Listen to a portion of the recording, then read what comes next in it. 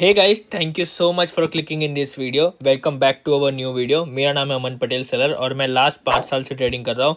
तो मेरे को इतना नॉलेज है कि आप क्यों प्रॉफिटेबल नहीं बन पा रहे हो। मैं अपना जर्नी शेयर करूँगा कि मेरे जर्नी में क्या प्रॉब्लम आई थी, मेरे जर्नी में कहाँ कहाँ मैंने लॉस किया, कैसे किया, और मतलब क्यों मैं प्रॉफिटेबल नहीं बन पाया। क्या मेरा साइकोलॉजी ख़राब था, क्या मैं ट्रेडिंग में कुछ प्रॉब्लम था। आज मैं आपके साथ सब शेयर करने वाला हूँ।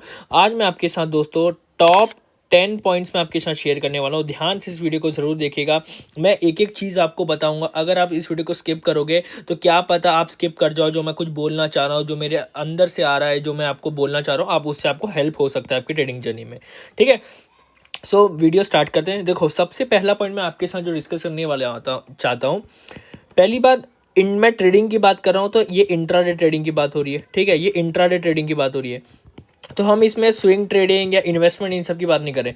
तो जो सबसे पहला पॉइंट आता है वो होता है lack of knowledge, lack of intraday knowledge. मैं बोल सकता हूँ लोगों के पास इंट्राडे का नॉलेज ही नहीं है। लोग क्या कर रहे हैं, यूट्यूब पे जाके सपोर्ट, रेजिस्टेंस, ट्रेंड लाइन क्या होता है और ओआई, ये सब देख के लोग सोचते हैं कि मेरे को ट्रेडिंग आ गया। भाई ऐसे नहीं होता। अगर ऐसे आ चुका होता तो आप प्रॉफिटेबल हो रहे होते और आज कसम से बता रहा हूं आप ये वाली वीडियो वॉच नहीं कर रहे होते। ठीक है, सो ट्राई टू अंडरस्टैंड। पहले पूरा नॉलेज लो। आपको ये नहीं पता कि पूरा नॉलेज क्या होता है, कैसे होता है। आप खुद ट्रेडिंग करोगे, आपको पता रहना चाहिए कि क्या मैं तुक्का मार रहा हूँ या फिर मैं एकदम श्योर हूँ। अगर श्योर हूँ तो मेरा क्या स्टॉप लॉस है, वो सब आपको पहले एकदम मतलब डिफाइन होना चाहिए। ठीक है, सेकेंड चीज़ के बारे में मैं आपके साथ जो डिस्कस करने वाला हूँ, risk management and risk reward. देखो, इस पे आपका 30 सेकंड्स लूंगा या 40 सेकंड्स लूंगा। मैं आपको अभी बता देता हूं। रिस्क मैनेजमेंट, रिस्क मैनेजमेंट या और रिस्क रिवॉर्ड, मैं ऐसे लिख देता हूं कि आपको दोनों समझाना है मेरे को। तो देखो, रिस्क मैनेजमेंट क्या होता है कि आप आज ट्रेडिंग में कितना लॉस करोगे, ट्रेडिंग में कितना लॉस करोगे, ये होता है आपका रिस्क मैनेजमेंट। मतलब आप एग्जांपल, आपके पास 1 लाख का कैपिटल है, आप सोच रहे हो कि मेरा 2000 का अगर लॉस हो जाएगा तो I will exit from my trade. ठीक है, अब 2000 के लिए मैं दिन में टोटल 2 ट्रेड्स लेने वाला हूँ। 2 ट्रेड्स लूंगा पूरे दिन में, तो मेरे को एक ट्रेड पे 1K का रिस्क रखना पड़ेगा। और अगर 1K का रिस्क रख रहा हूं मैं, और अगर वो रिस्क ज़्यादा आ रहा है, मतलब वो 1500 का रिस्क आ रहा है, तो क्या मैं वो ट्रेड एंटर करूंगा? नहीं करूंगा। भले वो ट्रेड मिस हो जाए, भले वो ट्रेड आपका प्रॉफिटेबल निकल जाए, आपको 10,000 रुपये का प्रॉफिट बना के भी दे, बट आपको उस ट्रेड में एग्जिट एंटर नहीं करना है। उसको बोलते हैं रिस्क मैनेजमेंट। ठीक है, लोग इसी चीज़ को मतलब कंट्रोल नहीं कर पाते हैं। उसके बाद आता है हमारा रिस्क रिवॉर्ड। दोस्तों, ये बहुत प्यारी चीज़ है। ये मैं आप समझ जाओ, एक बार आप प्रॉफिटेबल बन जाओगे। देखो, आपको भी पता है कि आप जब आपका लॉस बहुत टाइम होता है, 60-70% टाइम आपका लॉस में रहते हो। आपको पता है कि मैं अगर 10 में से 6 या 7 ट्रेड में लॉस ही होता है और 3 या 4 ट्रेड ही प्रॉफिट होता है। आपको डेटा पता है आपका। ठीक है, मैं आपको श्योरिटी के साथ बोल सकता हूँ कि आप 3, 4, 5 से ज़्यादा आप ट्रेड कभी प्रॉफिटेबल नहीं हो रहे होगे, 5 ट्रेड लॉस ही कर रहोगे। बट जब भी आप लॉस कर रहे हो, तो आप एग्जाम्पल बहुत एक्सपीरियंस हो, तो आप क्या कर रहे हो कि आप 2000 का लॉस कर रहे हो और साथ ही साथ 2000 का प्रॉफिट कर रहे हो। तो इन द एंड आप लॉस में ही जाओगे। चार्जेस वार्जेस मिला के, चार्जेस जो रहेगा आपका वो मिला के आप लॉस में जाओगे। दोस्तों, ये बात का बहुत प्यारी से ध्यान रखिएगा। तो इसी चीज में आपका आता है रिस्क रिवॉर्ड। ठीक है, रिस्क रिवॉर्ड रेशियो, RRR। तो इसमें क्या है, एग्जाम्पल, आप यहाँ पे 1,000 रुपये अगर आप रिस्क रख रहे हो और जब भी आप अर्न कर रहे हो, यहाँ पे आप 1,000 रुपये का लॉस कर रहे हो, और जब भी आप अर्न कर रहे हो मार्केट से, तो आप एग्जाम्पल, आप मैं समझ रहा हूँ कि आप 4,000 रुपये जब भी आप प्रॉफिट अर्न कर रहे हो, तो एग्जाम्पल आप यहाँ पे 4 टाइम भी लूज करते हो लगातार, आप कितना लॉस करोगे?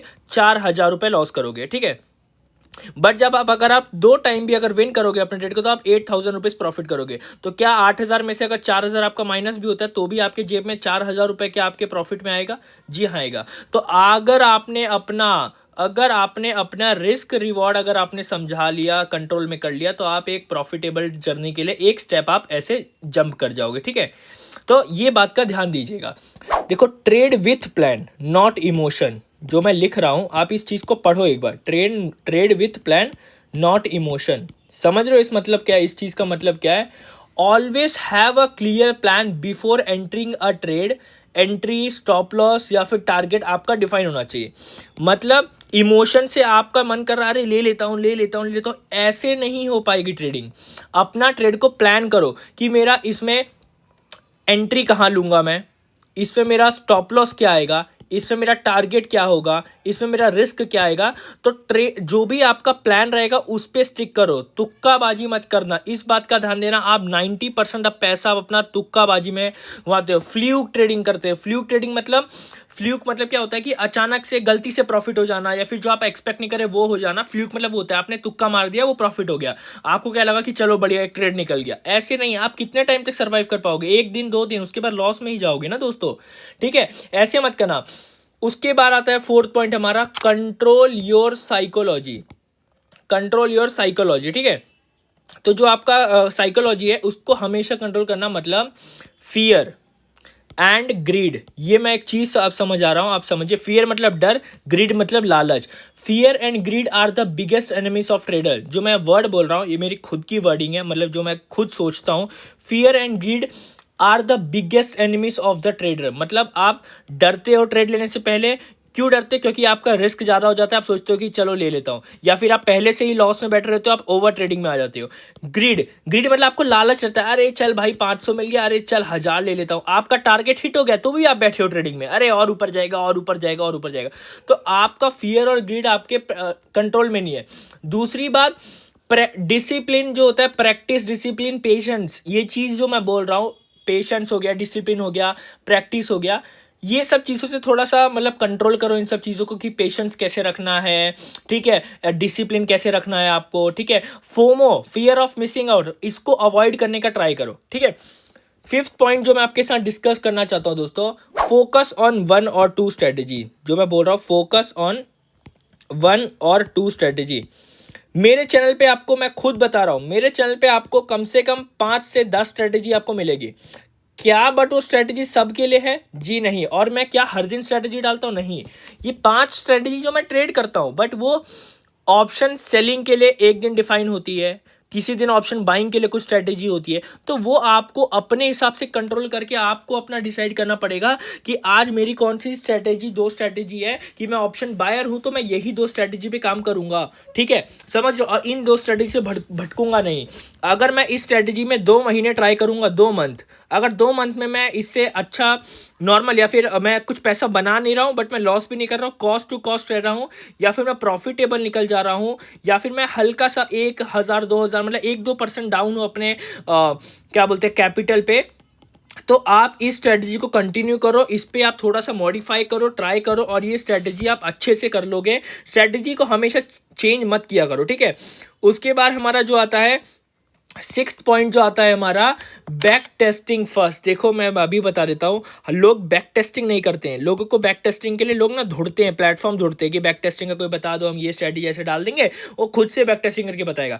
आपको ट्रेडर बनना है, आपको पैसा अच्छा कमाना है, आपको सब कुछ करना है, बट आप बैक टेस्टिंग के लिए आप 2 घंटा निकाल के चार्ट में जाके आप बैक टेस्ट नहीं कर सकते दोस्तों। क्या बात कर रहे हो यार, हट, ऐसे ट्रेडिंग नहीं हो सकती दोस्तों।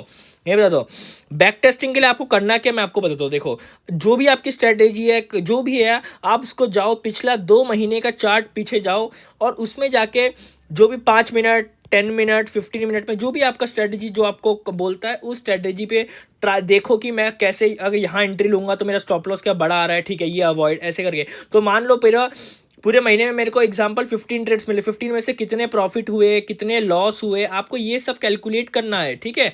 इस बात का हमेशा ध्यान दो। 7th पॉइंट जो आता है आपका, ओवर ट्रेडिंग। देखो मैं आपको ये चीज बताता हूँ, ओवर ट्रेडिंग। मैं दिन में 2 ट्रेड एग्जीक्यूट करता हूं मैक्स टू मैक्स, ठीक है, 2 ट्रेड से ज्यादा एग्जीक्यूट नहीं करता हूं। तो 2 ट्रेड मैं ले रहा हूं, अगर दोनों ट्रेड मेरा लॉस हुआ तो मेरे को पता है कि मेरे 1% कैपिटल का जाएगा। एग्जाम्पल मैं 5 लाख रुपए यूज कर रहा हूं, तो मेरा 5000 ही रुपए जाएगा।